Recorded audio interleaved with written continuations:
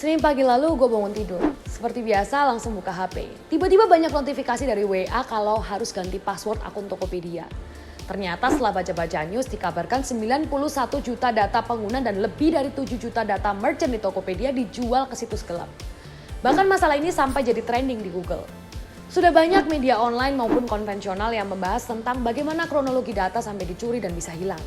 Tapi perlu kita tahu kalau peretasan data ini bukan baru pertama kali terjadi di Indonesia. Yang justru menjadi pertanyaan, gimana sih perlindungan hukum di Indonesia terkait pencurian data pribadi di era digital? Sudah cukup kuatkah undang-undang kita melindungi masyarakat? Quick Insight akan membahasnya. Di akhir video, gue juga bakal kasih tips gimana supaya akun kalian lebih secure. Sampai episode ini selesai dibuat, masih belum pasti siapa pelaku peretasan data Tokopedia. Tapi yang jelas, pelaku mencoba menjual data ini senilai 5.000 US dollar. Meskipun Vice President of Corporate Communication Tokopedia, Nuraini Razak, membenarkan adanya upaya peretasan pada data Tokopedia, tapi ia memastikan informasi milik pengguna tetap aman.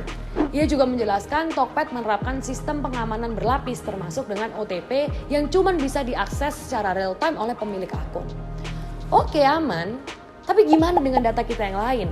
Bukannya sekarang kalau mau bikin apa-apa di internet kita harus mengisi data pribadi ya? Data yang diminta juga bervariasi mulai dari nama lengkap, tanggal lahir, alamat rumah, nomor HP, email, password, status jomblo atau enggak, dan masih banyak lagi. Kalau berhasil dicuri, data-data kita ini bisa diperdagangkan di pasar gelap.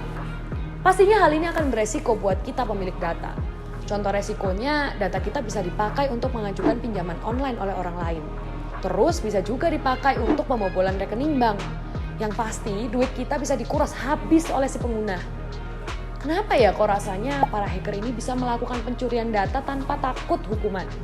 Malahan kalau dilihat dari kasus Tokopedia, si pelaku justru meminta hacker lain untuk membantunya melalui sebuah website bernama Red Forums yang bisa diakses bebas oleh orang banyak. Ketua dan pendiri Indonesia Cyber Security Forum atau ICSF Ardi Suteja berpendapat pelaku peretasan adalah pelaku lintas batas sehingga memakan waktu untuk diambil tindakan dan diperlukan kerjasama antar penegak hukum internasional. Intinya butuh usaha yang cukup ribet untuk menangkap hacker.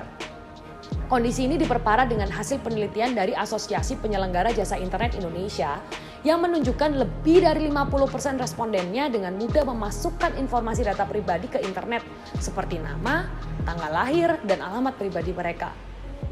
Kalau begini situasinya, berarti yang harus diperkuat adalah perlindungan hukum bagi masyarakat di Indonesia. Menurut Ardi, sampai sekarang perlindungan data pribadi masih mengacu pada Peraturan Menteri Kominfo nomor 20 tahun 2016. Karena RUU Perlindungan Data Pribadi atau PDP masih dalam tahap pembahasan oleh DPR. Hal ini disayangkan oleh pakar forensik digital Ruby Alamsyah. Karena seharusnya UU PDP ini bisa mengatur bentuk pertanggungjawaban platform daring yang mengalami kebocoran data.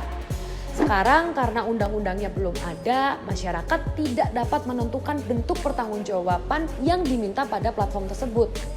Menurutnya dengan adanya bentuk tanggung jawab yang diatur dalam sebuah undang-undang, platform pasti lebih berhati-hati dalam meningkatkan pencegahan kebocoran data. Selanjutnya, Ardi Suteja berharap agar RUU ini cepat disahkan oleh pemerintah sehingga masyarakat dapat lebih terlindungi. Nah, seperti janji gue tadi di awal, ada beberapa tips yang bisa dilakukan untuk menggunakan internet dengan lebih aman. Sesuai dengan anjuran Badan Siber dan Sandi Negara, kita harus ganti password secara berkala. Dan jangan gunakan password yang sama untuk beberapa akun. Eits, jangan sampai lupa ya kita sendiri karena kebanyakan password. Terus, verifikasi 2 langkah juga penting banget. Kemudian, jangan simpan informasi perbankan secara otomatis pada sistem transaksi. Yang paling penting menurut Ketua ICSF Ardi Suteja adalah kita sebagai pengguna harus ekstra waspada dan pahami benar-benar syarat dan ketentuan hukum penyelenggara sistem transaksi elektronik. Karena seringkali ini nggak dijelaskan secara gamblang oleh penyedia platform. Terus harus berani dan jangan malas bertanya apa resiko serta hak dan kewajiban konsumen seperti kita. Singkatnya, jadilah masyarakat yang kritis. Jadi gimana? Selama ini penggunaan internet kalian?